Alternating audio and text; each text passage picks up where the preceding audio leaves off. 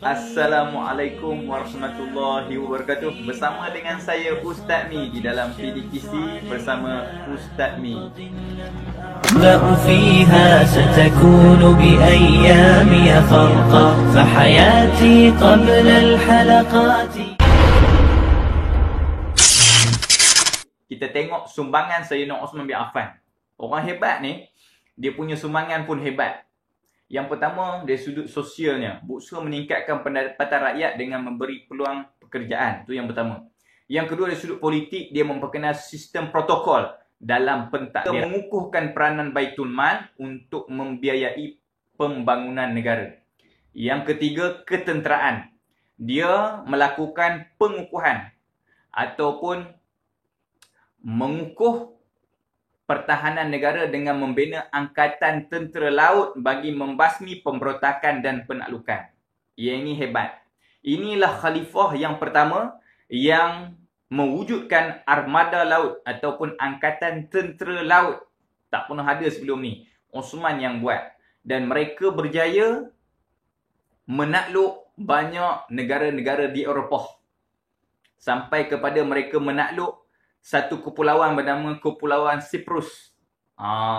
Pulauan ni milik Rom. Jadi mereka berperang. Angkatan Laut Tentera Islam berperang dengan tentera Rom. Lalu mereka menang dalam peperangan tersebut. Hebat tak orang Islam? Hebat. Sebab tu kita orang Islam, kita kena hebat macam orang Islam dulu-dulu.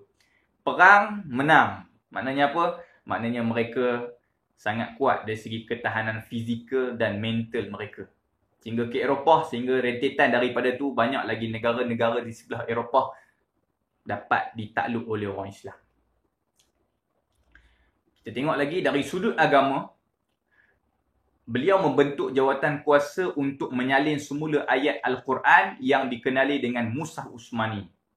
Bermula dengan penaklukan di Azerbaijan, last sekali berlaku satu pertelingkahan di antara orang-orang Islam di sana, di mana masing-masing membenarkan kata sendiri. Yang kata, bacaan Ibnu Mas'ud betul. Bacaan ni betul, bacaan ni betul. Last sekali masalah. Jadi macam nak bergaduh. Kerana bacaan yang macam mana yang paling betul. Lalu, Huzaifah Al-Yamani mengatakan pada Osman, wahai Osman, kamu kena selesaikan masalah ummah ni. Jangan jadi macam Ahlul Kitab. Yang mereka itu bertelingkah, last sekali berpecah. Last sekali jadi masalah dalam agama mereka kerana pertikaian dalam membaca kitab-kitab mereka.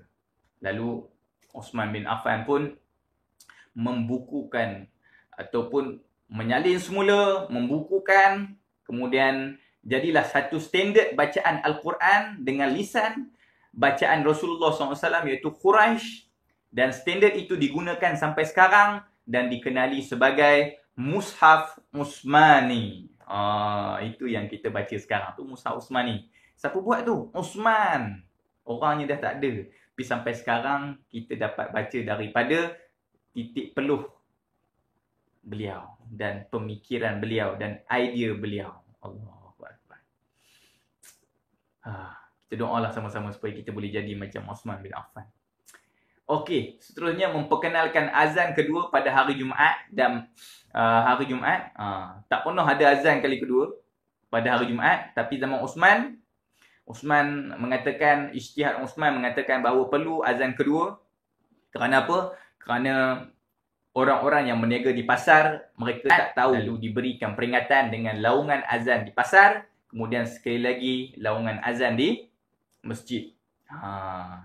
Jadi zaman inilah ataupun zaman Khalifah Osman lah berlakunya azan 2 kali. Tak pernah berlaku sebelum tu.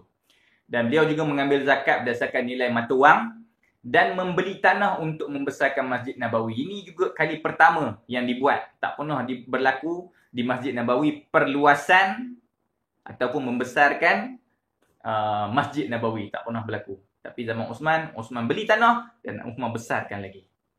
Allahu Akbar, besarnya jasa Osman. Okey, ini serba ringkas.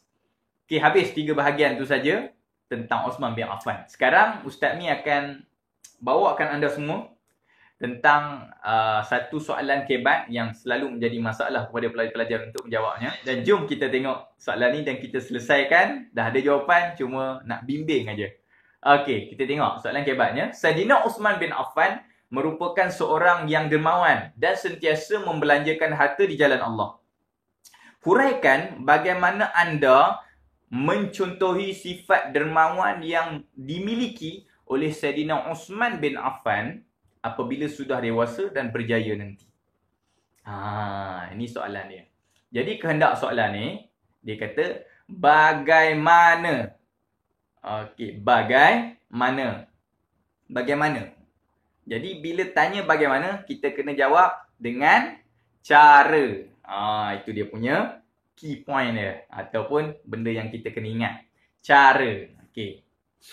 Cara apa? Cara mencontohi sifat dermawan yang dimiliki Uthman bin Affan apabila sudah dewasa nanti. Okey. Sekarang kita tengok jawapan. Macam biasa, kebat mesti ada 4. Yang pertama isi, huraian lengkap dan kesimpulan. Okey, mula dengan isi dahulu. Isinya, saya akan sentiasa berkongsi dengan orang lain, terutama bagi mereka yang kurang berkemampuan. Berkongsi. Kita akan berkongsi apa? Berkongsi kekayaan kita dengan orang lain, terutama bagi mereka yang kurang berkemampuan. Itu isi. Okey, kemudian kita masuk untuk huraian. Nak masuk huraian, kita gunakan kata hubung seperti. Okey, seperti. Seperti memberi bantuan keuangan. Selesai huraian. Kemudian kita nak pergi huraian lengkap. Kita memilih untuk menggunakan ayat mulanya kesannya. Huraian lengkap ni boleh kita letakkan kesannya, akibatnya. Jadi kita pilih untuk kesannya. Kesannya apa? Kesannya dapat mengurangkan beban mereka. Habis, selesai 3. Dapat dah 3 markah. Yang keempat, kesimpulan.